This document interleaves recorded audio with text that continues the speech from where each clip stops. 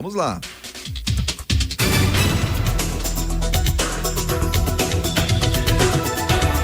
Claro, começamos sempre repercutindo o resultado da nossa enquete do dia de ontem. Nossa enquete do dia de ontem, nós pedimos o seguinte: você concorda com a decisão do governador de descontar as faltas dos professores em greve? Afinal, professores, o governo de Santa Catarina, Jorginho Melo, se manifestou no domingo ainda sobre a greve dos professores catarinenses, negou aí a descompactação da folha de pagamento, dizendo que isso inviabiliza o caixa do governo estadual, que é a principal reivindicação da categoria, e anunciou o desconto do salário para quem faltar no trabalho por conta da paralisação. E a gente pediu, você concorda com essa decisão do governador? Muita gente participou da nossa enquete do dia de ontem e o resultado foi o seguinte, está ali na telinha para você, está acompanhando a gente pelas nossas plataformas digitais. 80,4% das pessoas concordam com a decisão de Jorginho Melo de descontar as horas faltantes e com certeza estão pensando o mesmo que a gente pensa por aqui. Será que todas as alternativas de negociação foram utilizadas, foram tentadas? Será que é o momento para se fazer paralisação por causa de aumento de salário nesse momento em que nós vivemos? E a gente sabe que se for para paralisar por causa de insatisfação com o salário, tem muita gente que iria paralisar suas atividades. Aí, é o momento para isso? Todas as alternativas foram tentadas? Pois é, o nosso público ouvinte aqui, 80,4% concordam com a decisão de Jorginho Melo e 19,6% acham que está errada a decisão do Jorginho Melo, que ele não deveria solicitar e decretar o desconto dessas horas faltantes, porque afinal os professores têm o direito de greve, enfim, essa situação foi colocada na nossa enquete do dia de ontem e esse foi o resultado, 80-20. 80 concordando, 20 não concordando com a decisão de Jorginho Melo. E a nossa enquete do dia de hoje já está no ar e você vai responder aí depois que o Alckmin participa da abertura do Agri Show, um baita evento, mas foi a portas fechadas, com público selecionado. Por que será? E eu pedi, quando eu estava vendo essa notícia, ao invés de colocar lá no giro de notícias, pensei, não, vou colocar na enquete essa notícia. Quero saber do nosso ouvinte se ele participaria. Vamos imaginar que tivesse um evento aqui em Timbó, na região. Você iria num evento com a presença de Lula e de Geraldo Alckmin? Então tá aí feita a pergunta para você responder sim ou não. Olha, hoje pela manhã os moradores do bairro das Capitais acordaram com um barulho diferente, um motor, um jato, né? Então trata-se do serviço de fumacê que está sendo feito aqui na cidade de Timbó, lembrando você, fumacê acontece aqui na cidade de Timbó, está acontecendo inclusive desde as 5 horas da manhã, iniciaram no bairro das Capitais, lembrando que é bairro das Capitais, bairro Quintino e Imigrantes serão os bairros onde passará aí o fumacê da dengue, né, do estado, da Secretaria do Estado. Então, lembrando você que estiver em casa ainda, deixar as janelas de casa abertas, portas de casa abertas, né? Não se preocupe que não é uma fumaça intensa, não, tranquilo. É um spray praticamente ali contra a dengue e outros insetos alados. Alguns cuidados são necessários sim, como por exemplo, tampar as gaiolas, né? Cobrir as gaiolas, cobrir aquários, fechar colmeias por até pelo menos 2 horas após o fumacê, mas chamou atenção, né? Nunca tinha visto um fumacê da dengue. E primeira vez ali então no bairro das Capitais, já iniciando cedo, 5 da manhã até as 8 horas da manhã para ter o serviço finalizado aqui em Timbó.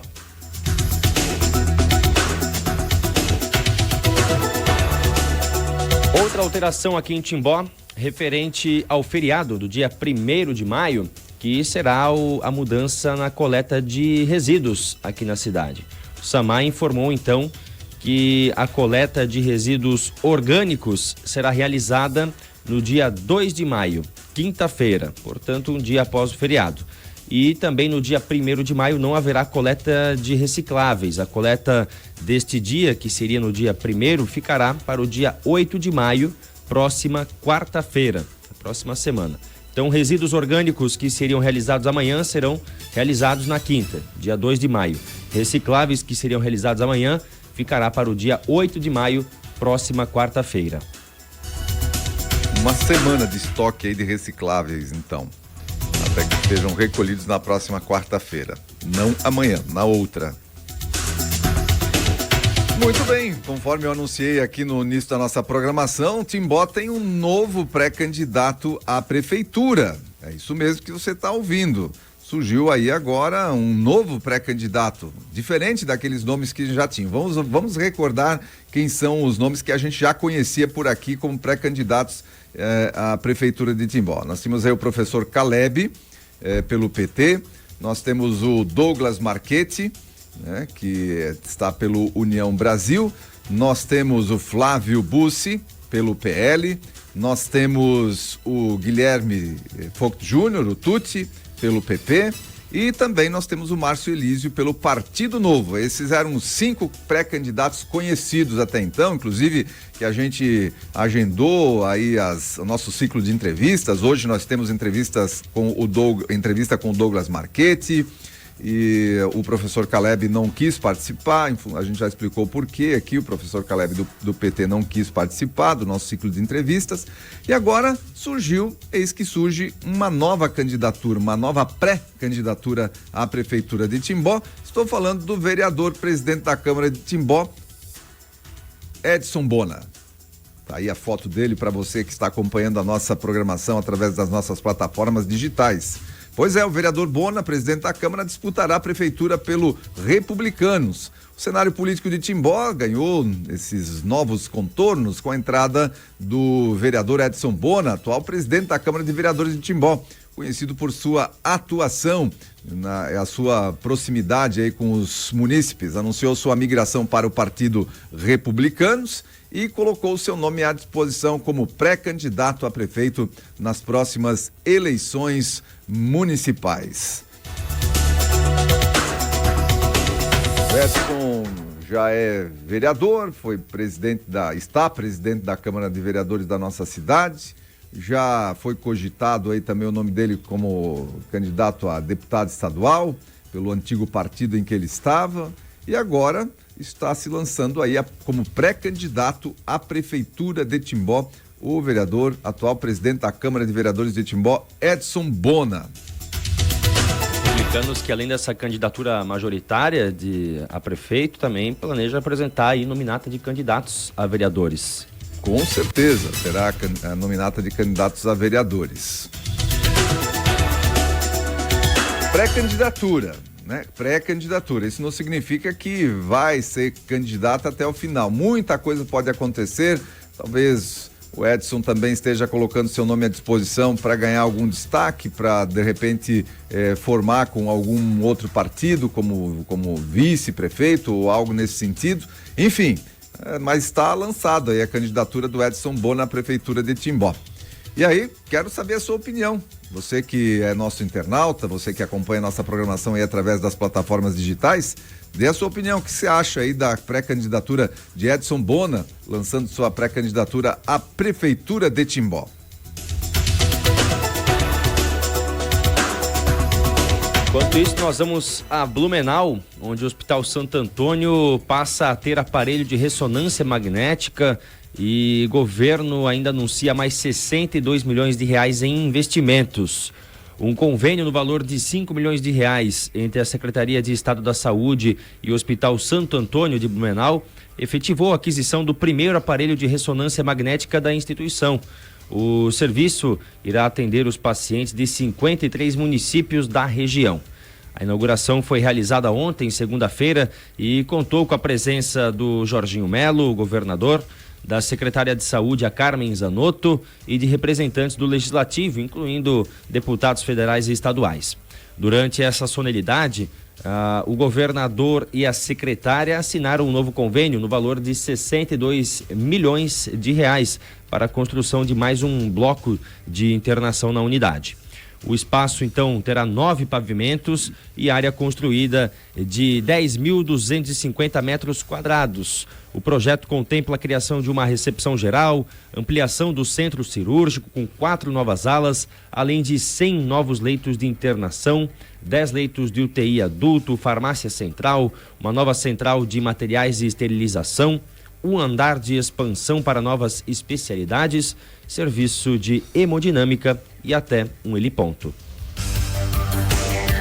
Investimentos consistentes do governo do estado de Santa Catarina ali na cidade de Blumenau, no Hospital Santo Antônio, um hospital que é muito utilizado aqui pelas pessoas aqui da nossa cidade, da nossa região, principalmente no tratamento do câncer, né? O seu Luizinho, por exemplo, meu pai, durante o tratamento que fez, se utilizou aí dos serviços do Hospital Santo Antônio, quando estava fazendo a quimioterapia. Enfim, é um centro de referência, né, nessa situação do tratamento do câncer. O Hospital Santo Antônio, muito importante aqui para toda a região e para Blumenau, claro, e recebendo aí um investimento consistente do governo do estado de Santa Catarina, além do aparelho de ressonância magnética, mais 62 milhões de reais para a construção aí de um novo bloco lá no Hospital Santo Antônio, em Blumenau. Olha, esses investimentos na saúde aí do governo do estado, que também já está anunciando o dinheiro necessário para a finalização da obra aqui do Hospital Ásia, aqui em Timbó. Um investimento consistente do governo do estado aí na questão da saúde aqui na nossa região, ao menos.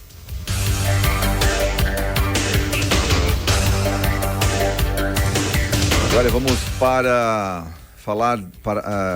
para Brasília, né? Trazer os dados aqui atualizados da dengue, porque, claro, é o Ministério da Saúde lá em Brasília que deflagra e destaca e divulga esses dados atualizados. O Brasil ultrapassa 4 milhões de casos de dengue.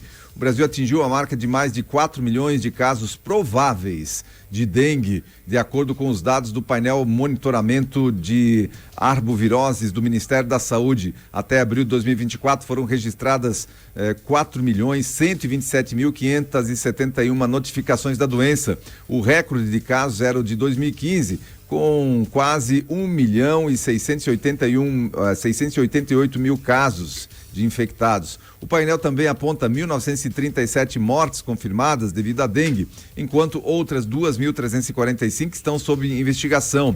Minas Gerais é o estado líder em número absoluto de casos prováveis, seguido por São Paulo, com 1 milhão, e depois o Paraná com 421 mil e o Distrito Federal com 439 mil. O pico da doença costuma ocorrer no final de abril e início de maio, com uma previsão de queda nos próximos meses. O aumento recorde de casos está relacionado às mudanças climáticas, ao fenômeno, né, El Niño, e aos diferentes sorotipos da doença que circulam no país.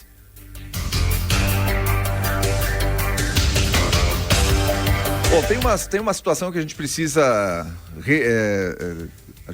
levar em conta aqui com relação a esses dados da dengue. 4 milhões de casos, 4.127.571 notificações do caso. Casos prováveis. Então, não é feita testagem, né? Esses casos não há testagem sendo feita. Tem pessoas que estão até fazendo testes na rede particular. Hoje você faz um teste de dengue aí nos laboratórios por 55 reais. Você faz um teste de dengue, teste que fica pronto aí em 1 hora, 2 horas. Você faz o teste da dengue para saber se realmente estava com a dengue ou não.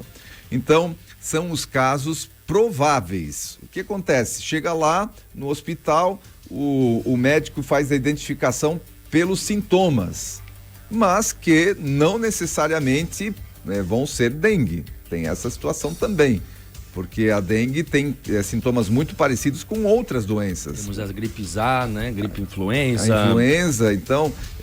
A Uropuxa agora que está aparecendo também, 3 casos já em Botuverá, são sintomas bem parecidos. Exatamente, então não necessariamente nós temos esses 4 milhões de casos de dengue. A gente tem que cuidar quando olha para esses dados aqui, não alarmar a população com um número tão grande. Por quê? Porque são casos prováveis. E não se vai, o governo tomou essa decisão, né? O Ministério da Saúde não se vai atrás para saber se os casos prováveis eram dengue ou não.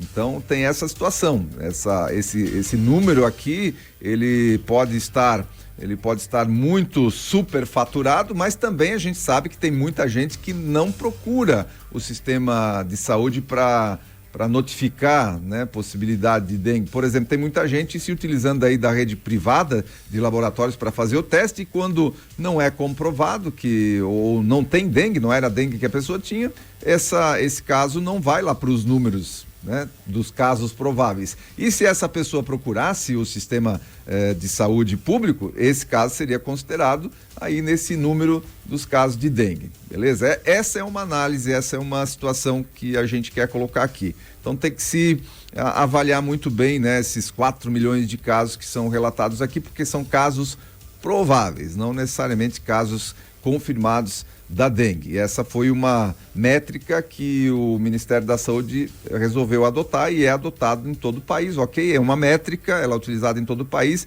então ela é seguida, só que a gente tem que entender a métrica. São casos prováveis, não são casos confirmados da doença. Outra situação que a gente já comentou por aqui e que é importante que a gente volte a frisar, porque a gente não vê esse tipo de informação circulando, quando a gente colocou aqui a fala de um médico falando sobre a forma de combater a dengue também com o isolamento da pessoa que está confirmada com o caso de dengue, aqueles que realmente estão confirmados, só que eis a questão, né?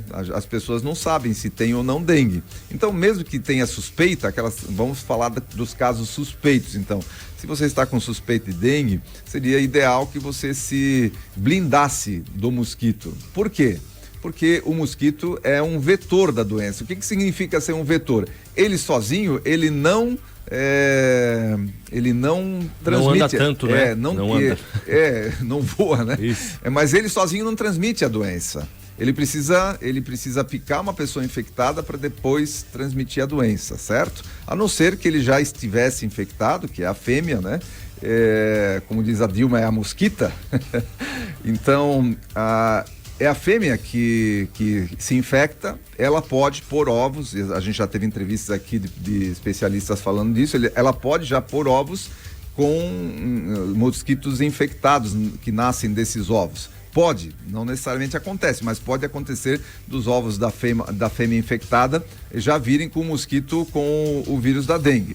Mas se não acontecer isso, ela precisa estar infectada. Para se infectar, ela precisa picar uma pessoa infectada para ir novamente ir lá picar outra pessoa e transmitir. Ou seja, se a gente blindar a pessoa que está infectada, né, com repelente, então se você está com suspeita de dengue, passe bastante repelente, use repelente até essa suspeita passar, até os sintomas irem embora, uns 15 dias aí pelo menos, né, para você evitar que você seja o transmissor através do mosquito. Então, as pessoas que têm aí a suspeita se blindarem através dos repelentes. E assim também é uma forma de evitar a transmissão da dengue. E a gente vê poucas pessoas comentando a respeito disso, porque tecnicamente, né, se o mosquito é um vetor, ele precisa picar alguém infectado para infectar outra pessoa. Se você blinda quem está infectado ou com suspeita de infecção, você acaba também de alguma maneira controlando isso. Então são 2 detalhes que eu gostaria de comentar aqui a respeito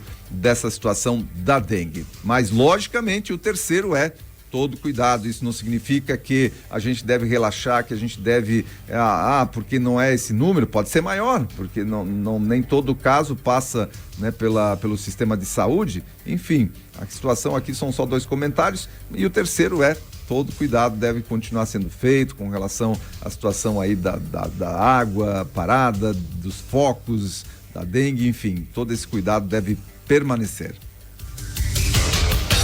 E como o Julian falou aí, você lá do bairro das capitais, hoje é bairro das capitais. Capitais, Quintino e Imigrantes. Certo. Então são os 3 bairros, né, algumas ruas pré-determinadas, já zoneadas, mapeadas pelo estado, estarão recebendo aí o fumacê da dengue. Muito bem, você vai ver aí o caminhão passando aí na sua caminhonete. Caminhonete. Caminhonete do estado. Não é o caminhão do gás, não é o caminhão de coleta de seletiva, não é qualquer outro tipo, é o caminhão do fumacê. Isto, caminhonete do estado de Santa Catarina.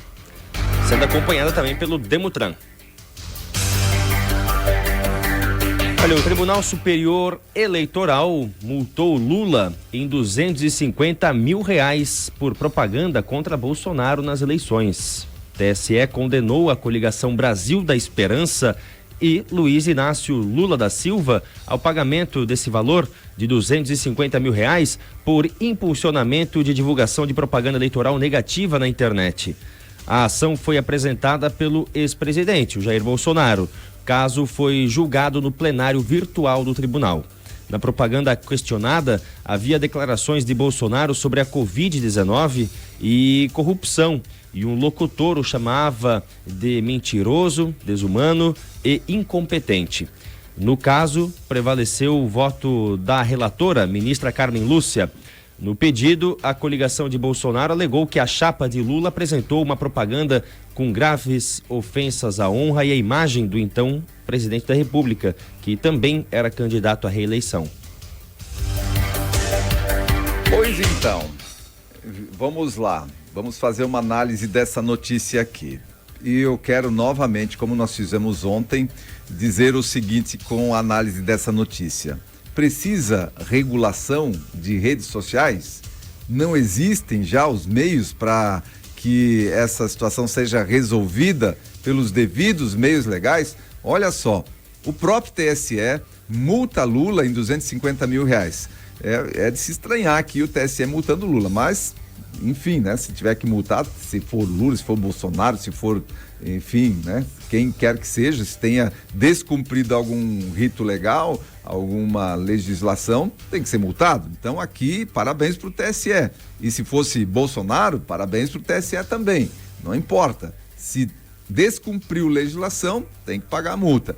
Mas, né, se estranha um pouco isso, porque normalmente não se ouvia esse tipo de situação pelo lado do PT, pelo lado do governo federal. Mas o TSE multou o Lula. Agora, se ele vai pagar a multa, se vai recorrer, aí são outros 500. Mas o TSE multou o Lula em R$250 mil por propaganda contra Bolsonaro nas eleições. Bolsonaro entrou com uma ação aí contra o Lula e ganhou no TSE.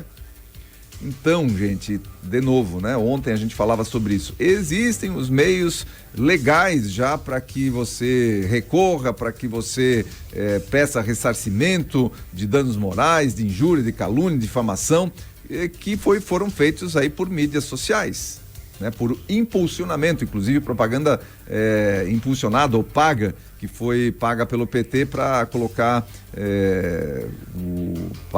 colocar aí nas redes sociais uma propaganda contrária à candidatura do Jair Bolsonaro. Então, mais uma vez, o próprio TSE está mostrando aqui através dessa ação de que existem os meios legais para as pessoas recorrerem. Nós não precisamos de censura nas redes sociais porque nós já temos os instrumentos legais e o próprio TSE está mostrando isso por aqui para que as pessoas possam recorrer, para que as pessoas possam se ressarcir de qualquer dano, de qualquer situação que se sintam lesadas através de publicações nas plataformas digitais. TSE mostrando isso pra gente através dessa informação que foi lançada aí na mídia nacional.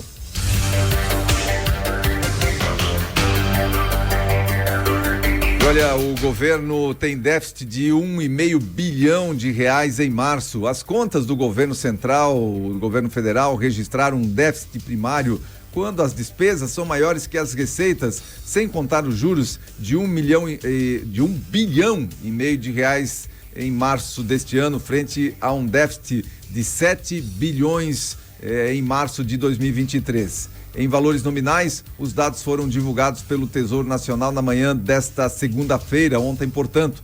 Comparado a março de 2023, o resultado observado decorre da combinação de aumento real de 8,3% nas receitas e o aumento real também de 4,3% nas despesas totais, de acordo com o levantamento primário. Mas mais uma vez o governo descuidando nas contas públicas, mais um mês fechando no déficit, R$1,5 bilhão.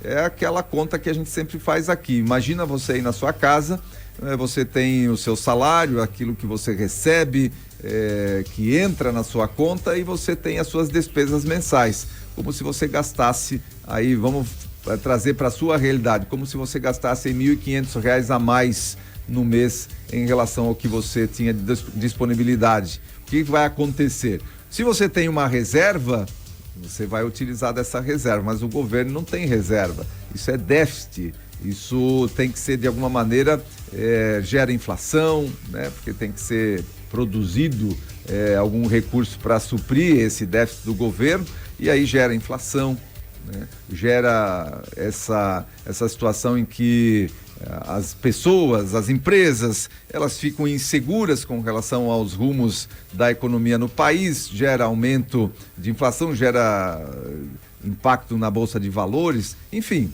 né? Não é uma situação confortável essa em que o governo tem mês após mês déficit, apontando déficit. E o pior de tudo, sabe o que é? O governo não descarta a criação de novas formas de receita. O que é receita para o governo? O que é receita para o governo? O governo produz alguma coisa e vende para ter mais receita? Ele é um empreendedor que fabrica alguma coisa e vende e depois adquire receita com isso? Não. Para o governo ter mais receita, ele só tem uma forma, criar mais impostos. E é isso mesmo que você ouviu. Estava olhando aí em outros portais também de informação que falavam sobre essa questão do déficit e falando que o Ministério da Fazenda e na pessoa do Haddad não descartam, claro, nunca descarta a possibilidade de gerar mais receita. E o governo gerar mais receita é impostos. Ou seja, a preocupação do governo quando vê um déficit nas contas não é, meu Deus, o que eu preciso fazer para reduzir a despesa, para equiparar as contas, para zerar esse déficit, para começar a ter superávit. Não é essa a preocupação. Primeira preocupação, não deu para pagar as contas, eu tenho que gerar mais receita. Essa é a lógica do governo, gerar mais receita é gerar mais impostos. Bem, assim a gente encerra esse primeiro bloco de informação para você nesta manhã de terça-feira.